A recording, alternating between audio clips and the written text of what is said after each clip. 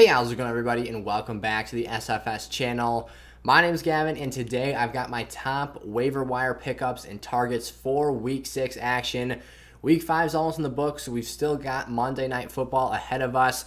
But after the Sunday slate games, we've got some injuries, we've got some breakout players, and with that, we've got some new pieces that we want to try out and go grab for our fantasy teams.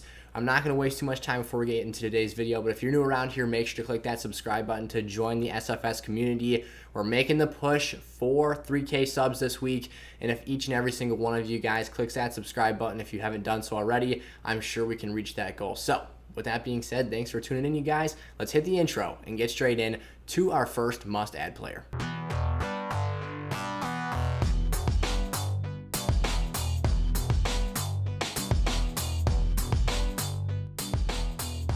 Alrighty, here we go, kicking things off with Kadarius Toney of the New York Football Giants. Their first round pick this season, finally getting out there and seeing some significant play time after a very, very quiet start to the year. This is, I think, the third time we've had Kadarius on the must-targets list this season, but I think it's finally going to get some traction here, as obviously the production will turn into a lot of pickups for a lot of teams. In the absence of a couple starters, the Giants were really looking for someone else to step up, and they ended up losing Kenny Golladay in this game too, on top of Saquon Barkley and Daniel Jones. It was a mess for the Giants. Injuries left and right. Their season is on the ropes right now. I mean, their quarterback's in concussion protocol. Saquon Barkley carted off the field, seen in a walking boot and on crutches in the locker room after the game. We'll get into that in just a second. It's pretty much the week of the New York Giants waiver wire targets here in Week 6. Kadarius Toney balled out, though. Showed why he's a first-round pick. Flashed his talent. He's got a very unique skill set, and he was used in a variety of ways here. Only owned in just barely over 10% of fantasy football leagues out there. You're probably going to have a chance to go out and snag him for your rosters. This is a really high upside play. I'm not so sure that the floor is going to be there on a week-to-week basis, but in strong flex or in strong matchups, he might have some very legitimate flex value. He's a deep threat. He showed that he can haul in catches downfield and track the football. He's a slot weapon. He can line up and run a variety of routes, find separation, and get space from defensive backs. And he's a run-after-catch machine. I mean, this guy gets into open field.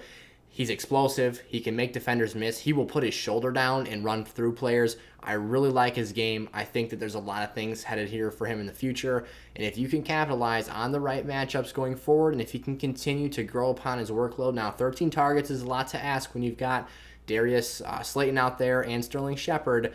But I think moving forward, he should at least see more playing time than he has been throughout the first month of the year. Into our second Giants player here, Devontae Booker.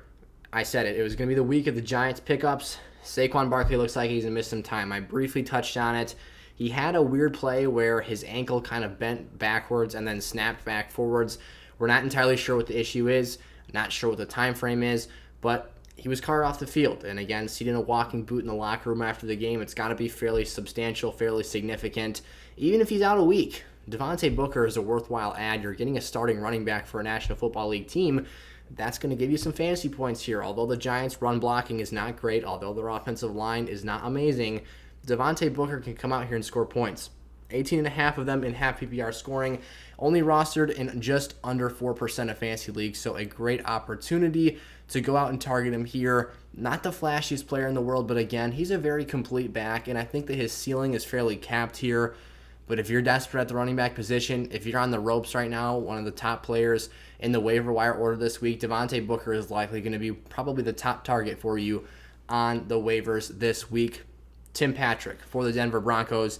I'm surprised he's not rostered in more leagues already.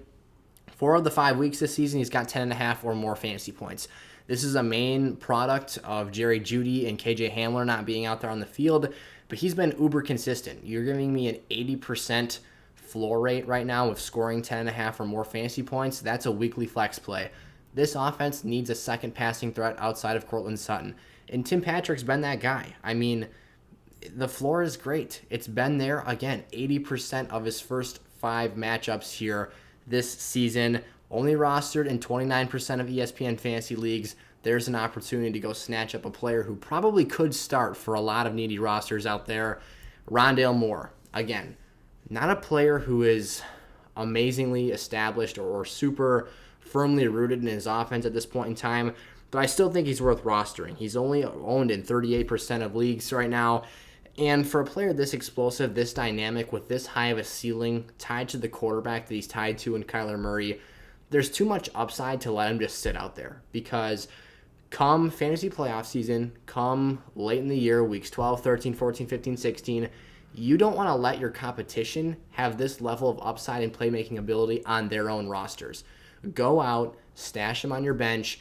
Be patient here, because I think there's a legitimate role where he can establish himself more and more in this offense as he continues to progress as a player and get more involved in this offense. Cliff Kingsbury has shown that this air raid system can be very, very effective for Rondale, and he had that one huge game early on this season. I think that he can continue to build upon that performance.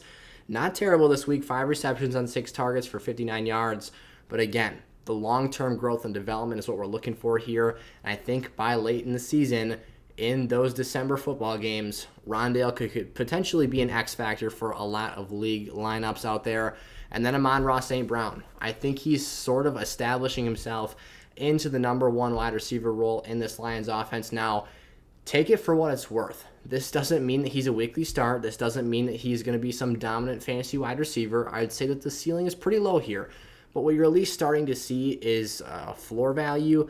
And in the last 2 weeks, he's got 8 targets, back-to-back games.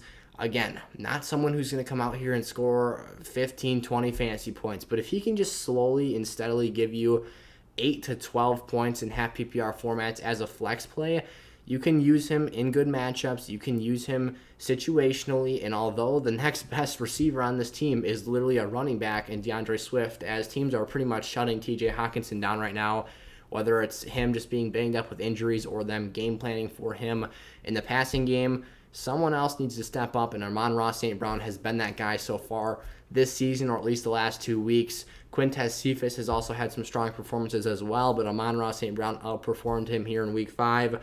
I'll mention a few other names here before we hop on into the outro. Samaje Perine, a player who had a very impressive game against the Packers this week. In kind of a 50-50 split, Samaje Perine actually out-touched Joe Mixon this week, but Joe is a little bit dinged up. He's not 100% healthy, and they're trying to keep the workload on him light so that he doesn't have a long-term injury, miss some time. So Perine showed that if Mixon's unavailable, he can at least go out there and get the job done. Alex Collins, the Seattle Seahawks running back. Now that offense is looking like the arrow is trending downwards right now. You're missing Russell Wilson for 6 to 8 weeks. But the main thing here is Chris Carson's health. He's got a chronic neck issue. Who knows when we'll see him next? I mean, it might be next week that he's available. It might not. Alex Collins, next man up. That's the potential for, again, just like that situation with Devontae Booker, the ceiling is quite low, but you're at least giving yourself some floor value with a starting team's running back, or a team's starting running back, rather. And then Dalton Schultz, not super widely available, but still owned in about 2/3 of leagues. He's the tight end 4 right now, had another super productive game this past week. He should be rostered in 100% of leagues based off of the production right now and the target share he's getting from Dak Prescott. Alrighty, those were a handful of my top waiver wire pickups for Week 6 fantasy football action. If you've got any questions about who you should be dropping for any number of these players for your own respective teams, drop those down in the comment section below, in addition to any other fantasy football questions you've got for me here in Week 6 action. Additionally, go check out some of my other videos I'm posting today, including my must-buy wide receivers and running backs. They're going to be buy low targets, so players that you should be able to come across at a fairly reasonable price, or maybe even a bit of a discounted price concerning how they performed in Week 5 action. So, thank you all so much for watching. Remember to give this video a like and click that subscribe button if you're new around here, and we'll see you guys later. Peace out.